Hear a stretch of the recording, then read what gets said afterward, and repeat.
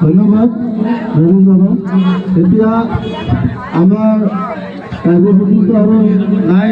এতিয়া এই অঞ্চলৰ যিখিনি ৰাইজ ইয়াত আহিছে আমাৰ স্থানীয়